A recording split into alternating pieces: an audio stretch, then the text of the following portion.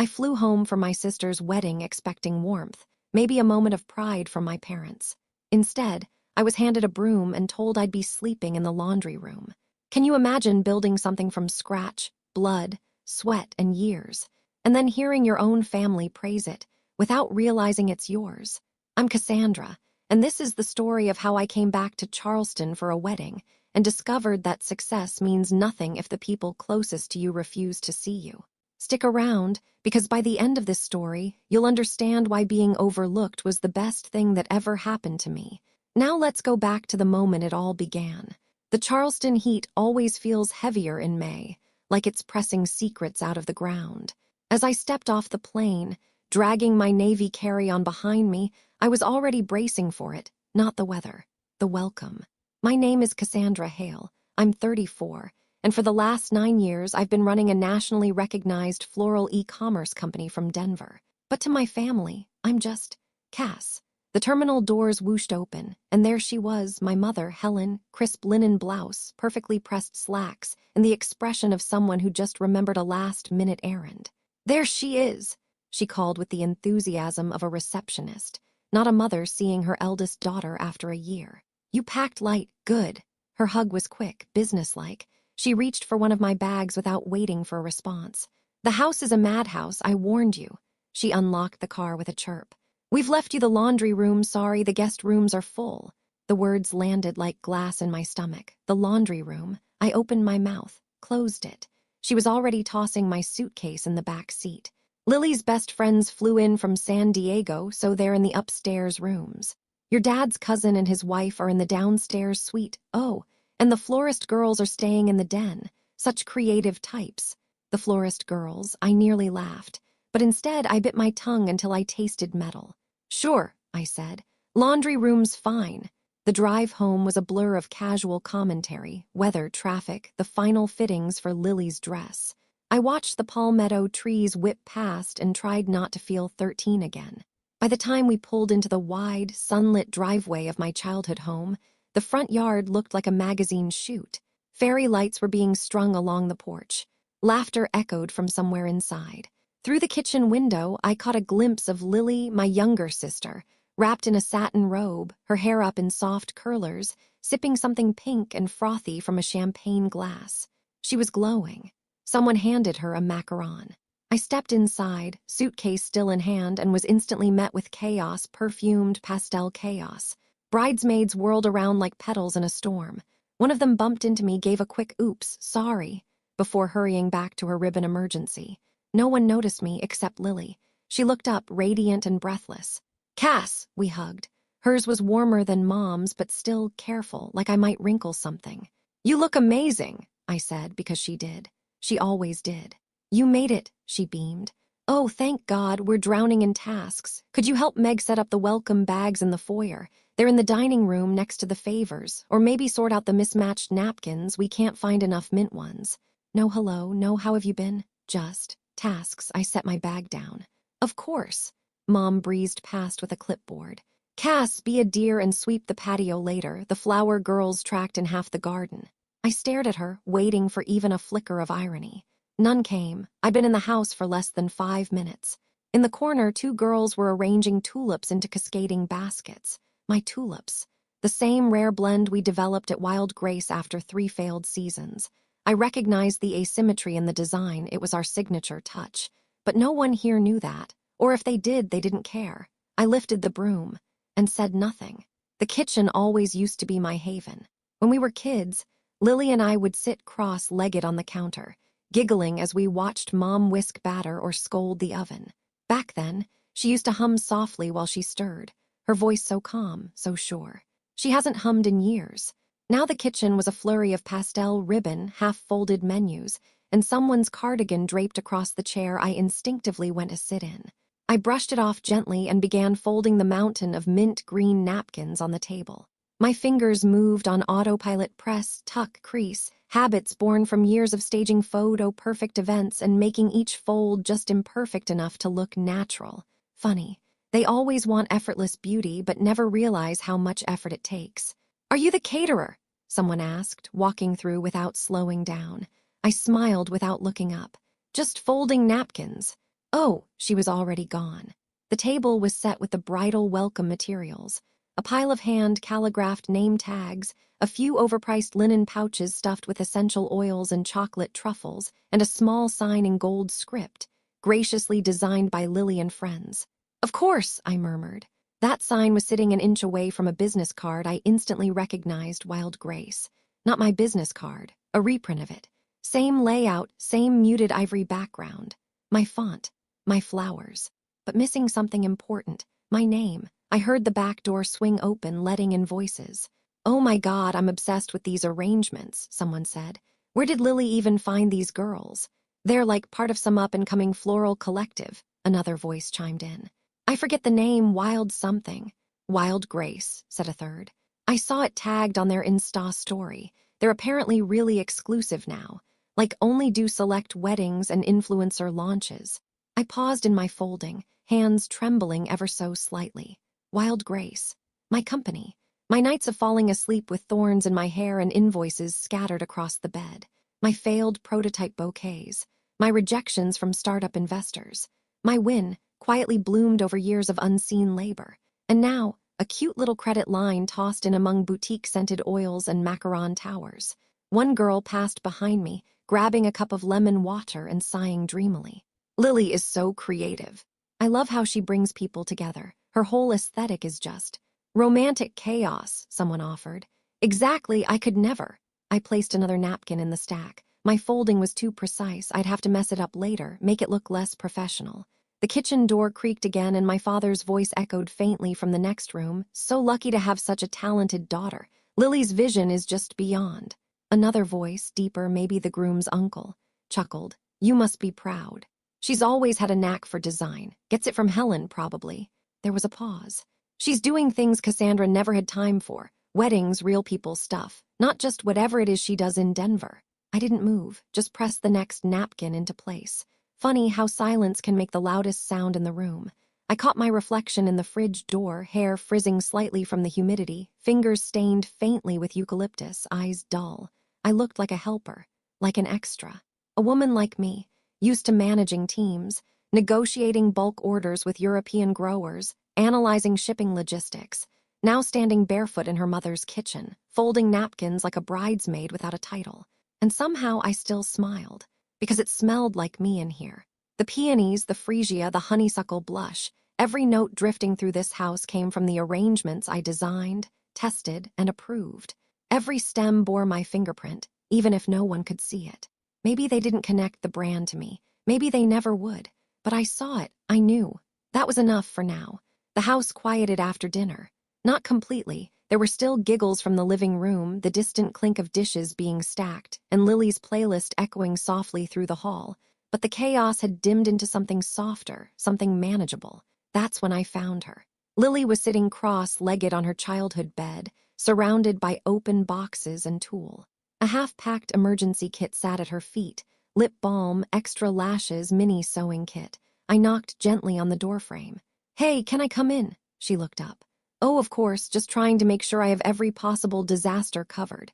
There's a whole Reddit thread about bridal emergencies. Did you know some people bring backup shoes and a backup veil?" I smiled and stepped in. "You always did like a little extra drama." She laughed, but it was the light, distracted kind. Her eyes flicked back to the curling iron she was inspecting. "You should have seen what Mom packed. 3 kinds of bandages, like someone's planning to fall into the cake." I sat down slowly on the edge of her bed, picking up a tiny perfume bottle. "This smells like the roses we used in the Valentine's drop last year." She didn't respond, just kept sorting. "Lil," I said softly, "can I talk to you for a second?" That got her attention. She set down the veil she was fluffing and looked at me with that wide-eyed, innocent expression she'd perfected in middle school. "Sure, what's up?" I hesitated. The room was so familiar, same faded posters, same chipped dresser drawers we'd shared growing up, and yet I felt like an outsider, like a guest on someone else's nostalgia tour. I guess I've been feeling a little out of place since I got here." She blinked. "Out of place how?" I let out a breath. "You know, the laundry room, the tasks. The way everyone's been talking about the flowers like they're magic conjured by strangers.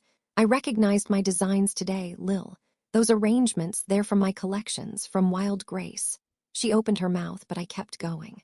I'm not asking for a spotlight, but it's hard being here watching everyone celebrate something I helped build without even knowing it came from me. And when Mom handed me a broom and called it a favor, I shook my head, trailing off.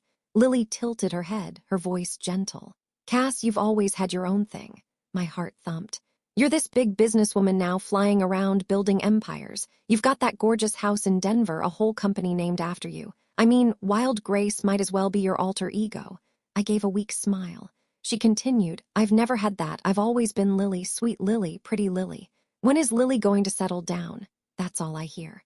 She scooted closer, her voice softening into a plea. Just let me have this. This weekend, this moment where people look at me and think, wow, she did something beautiful. I swallowed hard. You did, it is beautiful. But my voice cracked on the last word. She touched my hand. I'm not trying to erase you, I need to shine a little too. Can you understand that? Before I could answer, a knock interrupted us. Dad peeked in. His cheeks were a bit flushed from the wine he'd been pouring too generously all evening. There you are, he said. Lily, your Aunt Marie wants to talk cake tears, something about the structural integrity of the lemon mousse. Lily laughed. Of course she does. Then he noticed me. Cass, hey, sweetheart. He gave me a tired smile. Sorry we haven't really caught up. It's been, the week before the wedding. I nodded. I understand. We'll talk later, okay? He said, already backing out of the doorway. Once things calm down. But they never do. They never really calm down, do they? Lily stood, smoothing the silk shorts of her bridal pajama set and stretching. Thanks for coming in, Cass, seriously. I nodded and rose to leave, even though what I'd wanted most was to stay to talk, really talk. But that wasn't the kind of space she had for me. Not this week. Maybe not ever. I walked back down the hall, past the guest rooms full of laughter and makeup bags and champagne flutes. Back to the laundry room. The hum of the dryer was still going. I sat down on the little camp bed, took off my earrings, and stared at the floral print wallpaper that hadn't changed since high school. I tried to tell myself it didn't matter, but deep down, it did. Because being invisible to the people who taught you how to see yourself, that's a kind of pain you don't outgrow. The patio lights were the same ones we used for Lily's Sweet 16. I remember untangling those strands with Dad while Lily squealed about her cupcake tower. Now they hung overhead again, twinkling against the soft southern sky like nothing had changed. Like time hadn't swept years through this house and stretched me across 1,000 miles. I sat on the old wicker swing, phone resting in my palms, screen still dark. My heart had that heavy, aching quiet to it, the kind you get when you're tired of your own disappointment. I unlocked the phone, pulled up Joel's contact, and hit video. He answered on the third ring. Hey you, he said, face lit by lamplight, hair still damp from a late shower. Behind him, I could hear the faint buzz of Denver traffic out the apartment window. I exhaled, a breath I hadn't realized I'd been holding all day. Hi, I said, voice thin, his brow furrowed. You okay? I gave a half-hearted shrug. Just needed a minute to breathe without being handed a mop. That bad? I flipped the camera to show the broom leaning beside the laundry room door. He whistled low. So, they gave the founder of Wild Grace the janitor's suite. I turned the camera back to me and smiled. Laundry room technically, but close. Wow, he muttered. They really rolled out the red carpet. I laughed quietly. It felt good just to laugh, like opening a window in a room that had been shut too long. Joel leaned into the screen, softer now. Tell me what happened. I told him everything, the napkins, the silent recognition of my own work in the arrangements, Lily's soft dismissal, Dad's promise of later. He didn't interrupt. He never does. That's Joel's superpower. He listens like the story matters. And when I finished, he tilted his head slightly and said, Do you remember that night in our first apartment? The one with the leaking faucet and the neighbor who played jazz sax at 2 a.m. Unfortunately, I said, smirking. Do you remember the night we stayed up until sunrise launching the website? We couldn't afford a web designer, so you stayed up watching tutorials, and I drank enough coffee to rewire the power grid. I smiled. We crashed it twice because we didn't expect anyone to actually buy anything. He nodded, grinning now. And then you cried when the first bouquet order came in. Someone in Michigan wants to buy my dahlias, you said. My throat tightened. That memory was still so sharp. The disbelief, the joy, the way we danced in the kitchen like fools. You grew Wild Grace from dirt, Cass, Joel said, quieter now. Literal dirt and borrowed vases and $300 in savings. You made something real. Something people fly across the country just to have at their wedding. I blinked fast, trying not to cry. And yet, here I am, folding napkins and being mistaken for the hired help. They don't get it. That's not your fault.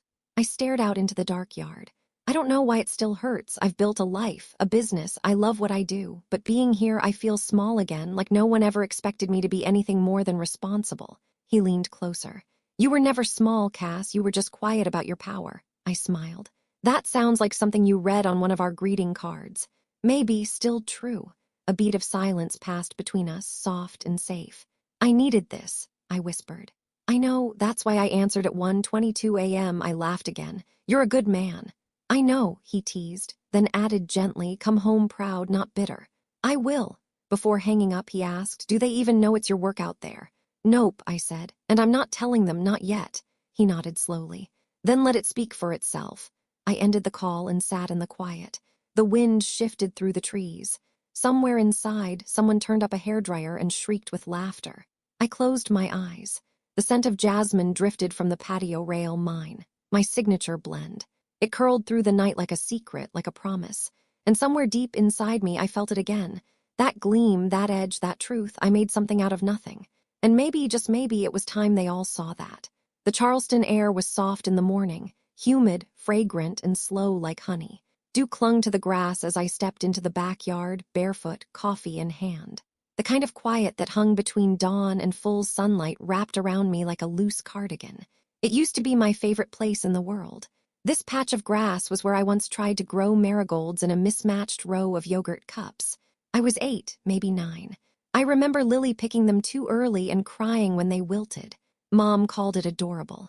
I'd spent hours tending those flowers. No one remembered that part. Now white tents stood in the yard, fluttering gently, anchored for the wedding reception. Folding chairs stacked in neat towers.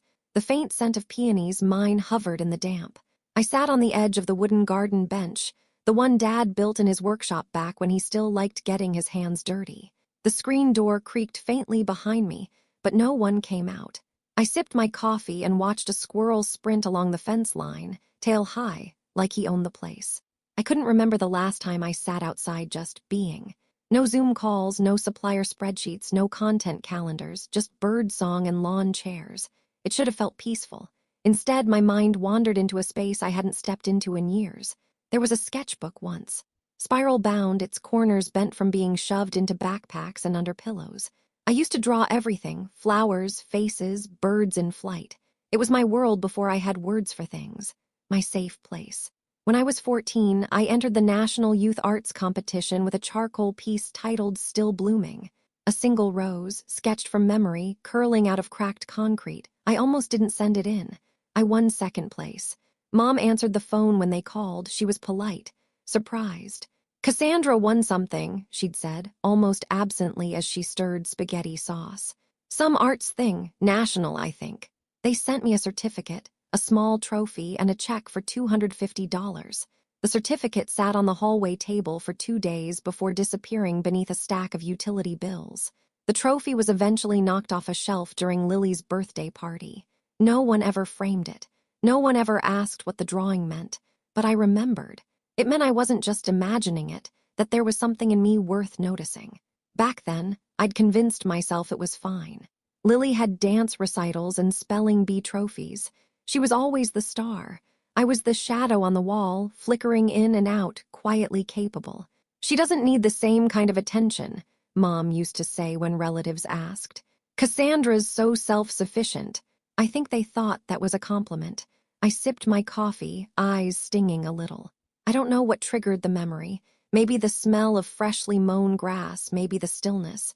But it struck me how much of my life had been lived in the quiet space between being needed and being noticed. I didn't want anyone to beg me to stay. I just wanted someone, anyone, to look at me and say, "We saw what you did. We're proud." Was that too much? I set the coffee down on the bench, running a hand through my hair. A bird landed on the back of a folding chair and chirped once before fluttering off. Even the wildlife didn't linger. Inside, I heard Lily's laugh echo from the kitchen, light and unbothered. She didn't know how much of my life had been spent quietly sacrificing, stepping back, letting her shine. She wasn't malicious. That's what made it harder. She simply accepted the spotlight like it belonged to her, and maybe I'd helped place it there. I pressed a hand to my heart and whispered into the still air, "I'm allowed to want to be seen." It wasn't a demand, just a truth. The morning sun filtered through the magnolia trees, casting light and shadow in equal parts. I watched it flicker across the grass and decided, today I would be both. By midday, the house was pulsing again with the rhythm of final preparations. Hair dryers whirring, phone chargers disappearing, bridesmaids scrambling for lost lip gloss. I retreated to the living room, not because I was invited, but because it was momentarily empty. It smelled like eucalyptus and vanilla, my blend again, and there was a peaceful moment where I could just admire the setup. The arrangements were everywhere now. Vines trailed across the mantel in perfect asymmetry. Bud vases, each holding a single hellebore, lined the console table. Cascading garden roses curled over the mirror's frame like a secret blooming from wood. And on the coffee table sat the signature wild grace centerpiece, a lush tangle of blush ranunculus, rust-toned orchids, and cream anemones with inky black centers, spiraling upward in an antique ceramic urn. It was breathtaking, even for me. I didn't say that aloud. I just smoothed a loose petal and adjusted the angle of a sprig. Old habits. The kitchen door swung open, and two bridesmaids walked in mid-conversation, their heels clicking confidently on the hardwood. No, seriously, I asked if I could tag the vendor, and she said they're super exclusive, one said, lifting a mimosa to her lips. Oh, totally. Apparently the designer behind these blooms is huge, the other replied, pulling out her phone to snap a photo of the arrangement I'd just touched. Like a list events and fashion week stuff. My breath caught. She said Wild Grace only does like 20 events a year now, the first girl added, eyes wide. And half are in New York, the other whistled. How did Lily even get them? She knows someone who knows someone, I guess, the first replied. But can you imagine being that good with flowers, like being known for it? I smiled quietly and turned toward the window. There I was again, present but invisible, the truth perched on my shoulder, eager to speak. I could have turned. I could have said, actually, you're looking at her. I'm the founder of Wild Grace, that centerpiece you're photographing. I designed the base formula for that over a year ago during a late spring frost, tweaking tones because the soil changed the blush shade in the peonies. But I didn't.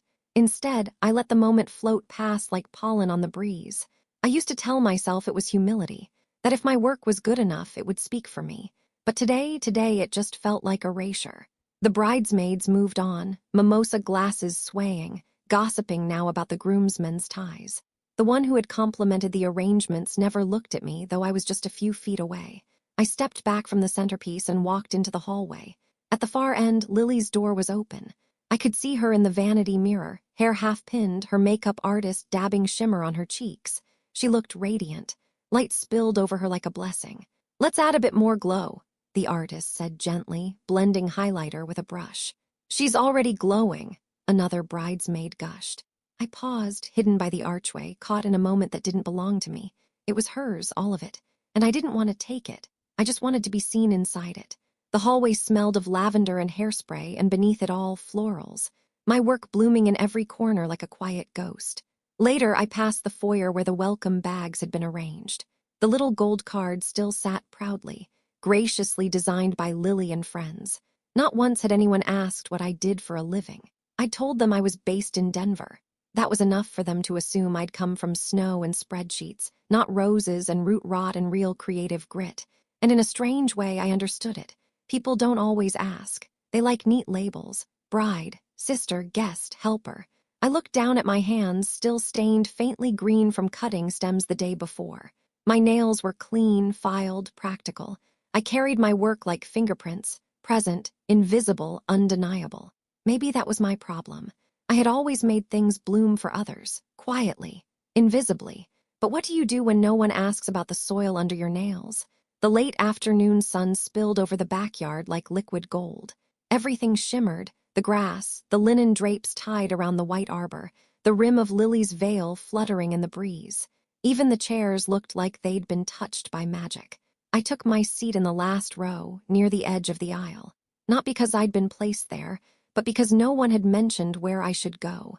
And honestly, I didn't have the energy to ask. I just wanted to be still, to witness, to breathe. Around me, the other guests murmured softly, fanning themselves with programs or reaching for lemon water. The harpist played something delicate and slow, a melody that made your shoulders drop without realizing. It was a beautiful day. The kind people remember through softened memory, where the details blur and only the feeling remains. If you could press this day into wax, it would smell like garden roses and champagne. I closed my eyes for a moment, and then the music changed. Everyone stood, and there she was, Lily. She stepped out from behind the French doors, framed by the house like a painting come to life. Her dress was simple, silk, ivory, no glitter or lace, but the way it moved was like water following her steps. Her bouquet was the star. Creamy ranunculus and pale blush garden roses spilled forward in a crescent arc, framed by tendrils of jasmine vine and clusters of soft green eucalyptus. Hellebores tucked low for mystery. Freesia blooms for scent. A single dried lunaria stem curved like moonlight. It was a bouquet designed for golden hour. For her. I'd made it 2 weeks ago, testing combinations late into the night, tweaking tones with my lead designer. We'd called it Solstice Whisper in the internal notes.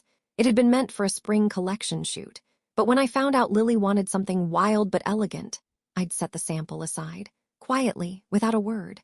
And now there it was in her hands, center stage. She didn't know it was mine. I smiled anyway. As she began her walk down the aisle, arm linked with Dad's, the guests collectively exhaled.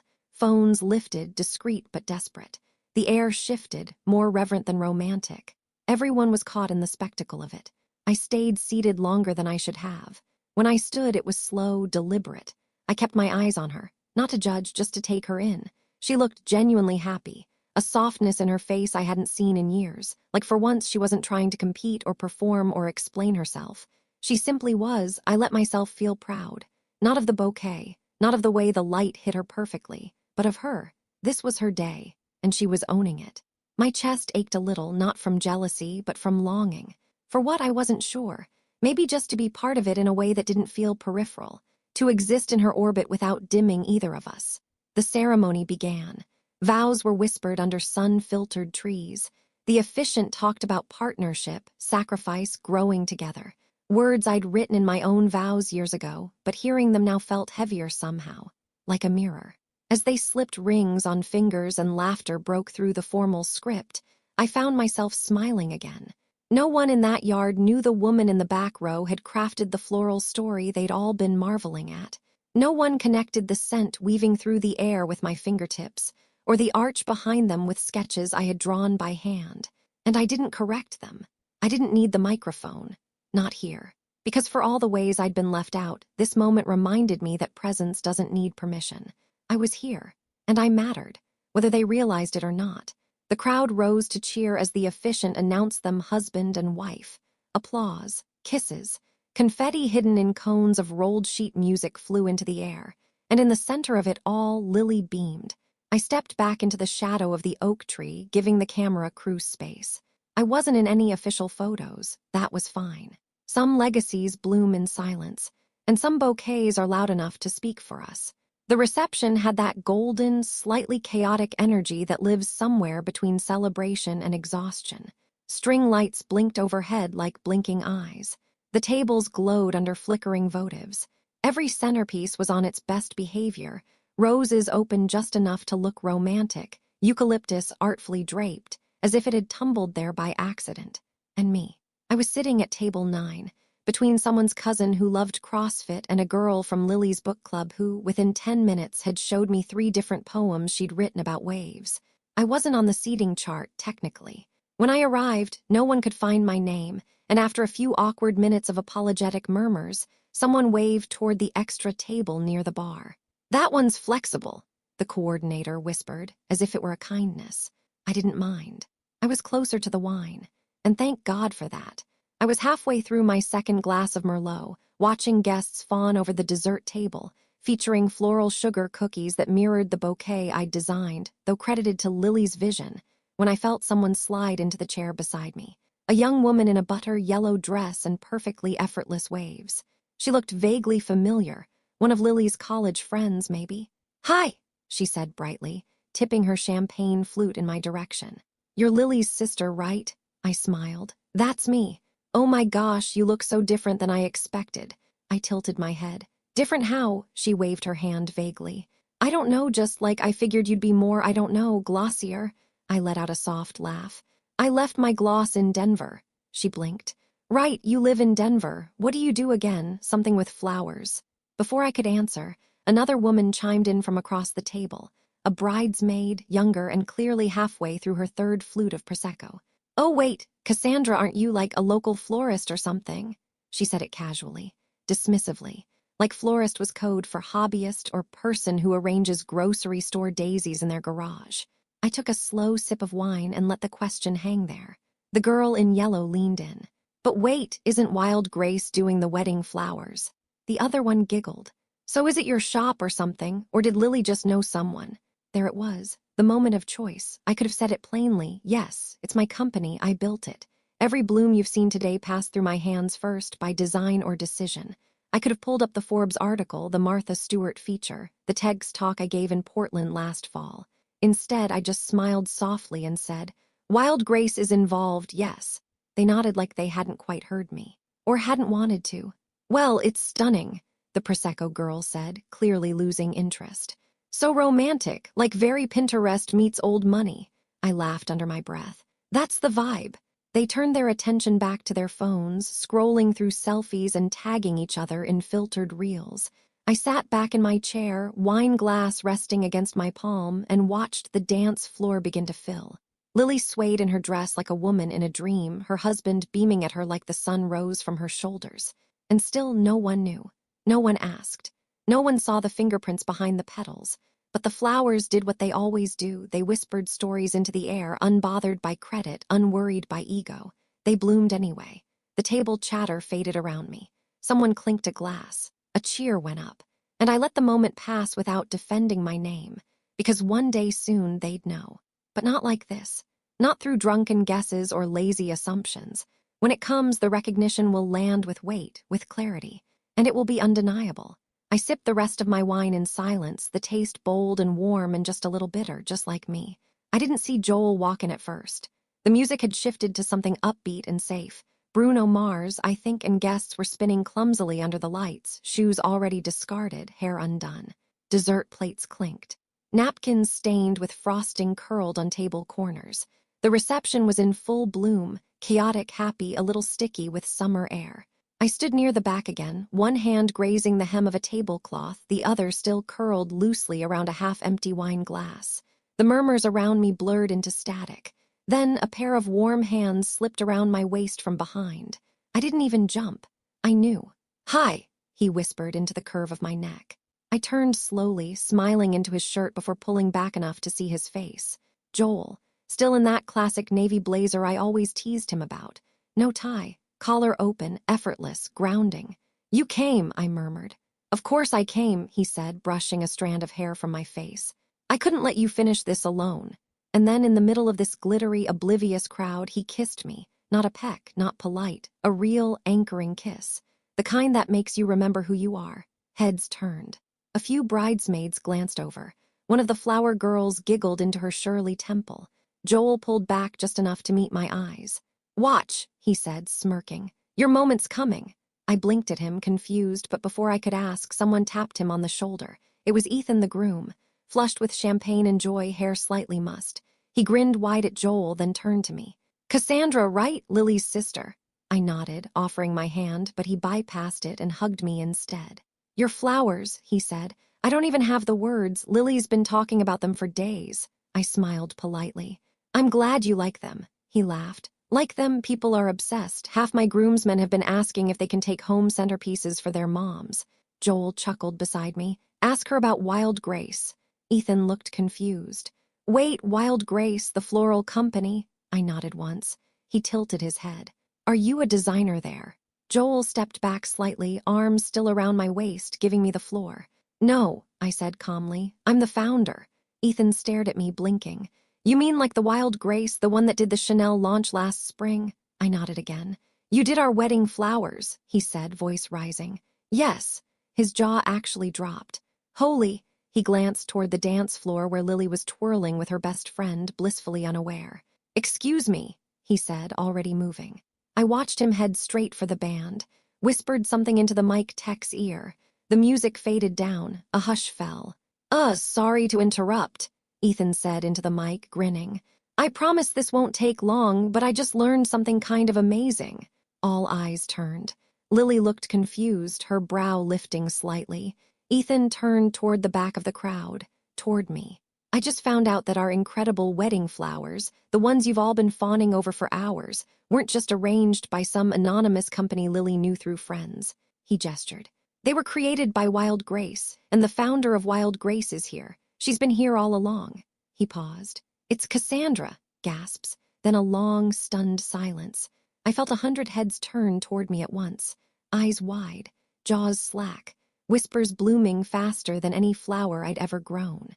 "She's Lily's sister," Ethan added, more gently now. "And she's brilliant." A slow ripple of applause started, then grew. Some were confused, others impressed. A few looked embarrassed. I stood frozen for a moment, wine glass still in my hand, the truth now hanging in the air like a chandelier. Joel leaned down, whispering into my ear again. "See!" The applause grew louder. Lily stood still in the center of the dance floor, bouquet wilting slightly in her hand, expression unreadable. But for once, no one was looking at her. They were looking at me, and I didn't shrink, not this time. I lifted my glass slightly, nodded once, and smiled. Let them see. The applause faded, but the air didn't settle. There was a stunned hush in the reception hall, like the moment after someone knocks over a crystal glass, but it hasn't hit the floor yet. Lily was still standing in the center of the room, her bouquet drooping in one hand, a frozen smile on her face. The light from the chandeliers caught in her earrings, but it didn't touch her expression. Her eyes were fixed on me. Not confused, not angry, just cracked. I could have stood there forever. Let the moment drift off into awkward laughter or a segue back into dancing. But I didn't, because this wasn't about spectacle. It never had been. I set my wine glass down carefully, smoothed the front of my dress, and walked toward her. Each step felt like shedding something, years of being underestimated, dismissed, boxed into quiet corners. And yet I wasn't walking in triumph. I wasn't walking to gloat. I was walking toward my sister. She watched me come, still unmoving. Her free hand drifted to her chest, fingers brushing the neckline of her gown. When I reached her, I reached into my clutch and pulled out the box I'd been carrying since I arrived. I hadn't planned on when I'd give it to her, or if. It was small, wrapped in ivory silk. "I made this for you," I said, my voice soft but steady. Her hands moved slowly, taking the box like it might break. She opened it. Inside was a necklace, delicate. A single gold branch cast from a real stem I'd clipped from our garden back in Denver. It curved gently, holding 3 tiny pearl-like stones in its arc. Her eyes flicked up to mine. "It's from our first garden," I said quietly. "The one we started when we were little. You used to water the tomatoes too much, remember?" She gave a choked laugh, barely audible. I stepped closer. "I never wanted to take your moment, I just wanted to be part of it." Behind us, the guests were silent, holding their breath, some with tears, some with shame. And then Cassandra. The voice came from the crowd, familiar, unsteady, our mother. Helen stepped forward, her heels clicking softly on the floor, hands trembling slightly at her sides. She looked pale, stripped of her usual composure. "I didn't know," she said, her voice cracked. "I didn't know any of it." The silence deepened. She stepped closer, her eyes wide and filled with something I'd never seen before, fear, maybe, regret, grief. "All these years," she whispered. "I thought you were just working. I didn't ask. I should have asked." I didn't speak. My throat was tight. My heart was louder than the music had ever been. She reached out, then paused, hand hovering in the air like she was afraid to touch me. "I'm so sorry," she said. "For the laundry room, for the way we've overlooked you. It was never about you not mattering. It was about us never seeing what was right in front of us." The room blurred a little, but I didn't let the tears fall, not yet. Lily reached for my hand, still holding the necklace box in the other. Her voice was quiet. "You've always been the strong one." I smiled. "That doesn't mean I didn't want to be seen." She nodded, tears now clinging to her lashes. Mom stepped closer. "If I could go back." "You can't," I said gently. "But you're here now." We stood in a triangle, 3 women bound by blood and history and 1,000 things left unsaid. And in that moment, the silence wasn't empty. It was full.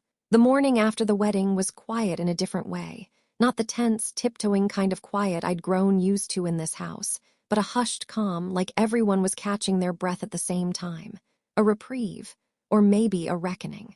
I was back on the patio, robe tied loosely around my waist, Joel's arm resting across my shoulders as we sat side by side on the wicker swing.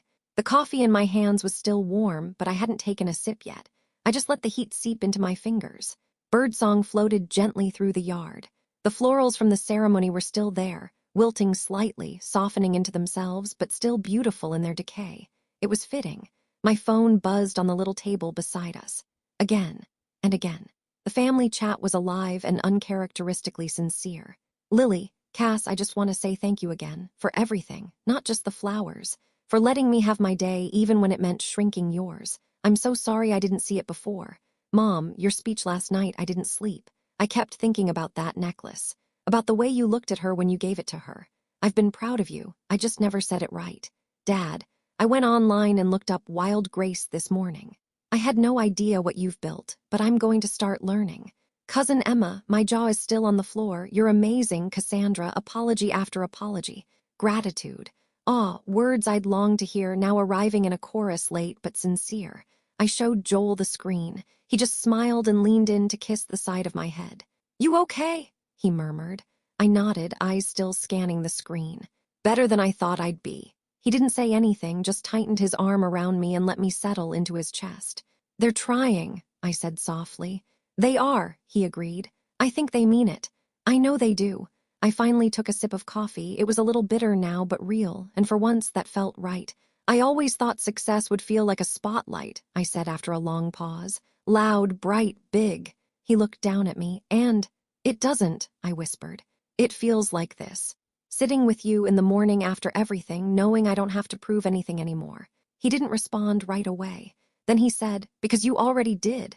I leaned closer into him, resting my cheek against his shoulder. The sun was rising higher now, gilding the edges of the lawn chairs, casting shadows on the garden wall. You saw me all along, I said quietly. Joel didn't say always. He didn't have to. His hand just found mine and held it. I looked out at the flowers, mine still, and felt something lift. Not entirely gone, but lighter. For years, I'd been waiting for my family to recognize me. For someone to say, we see you, we're proud. And when they finally did, it mattered. But it wasn't what saved me. What saved me was this, that long before any public recognition, long before the applause or the gasps or the Instagram tags, someone had seen me without needing proof. Joel had seen me. And maybe now I was learning to see myself, not as the overlooked one, not as the afterthought, but as the root, the bloom, the entire garden. Have you ever felt invisible in your own family? Like no matter how much you grow, they still see the version of you they expect. Tell me below what moment made you feel seen, or what moment are you still waiting for? Leave a comment. Let someone know they're not alone. And if this story touched you, give it a like so more people hear Cassandra's journey. Because sometimes, the quietest ones are blooming loudest.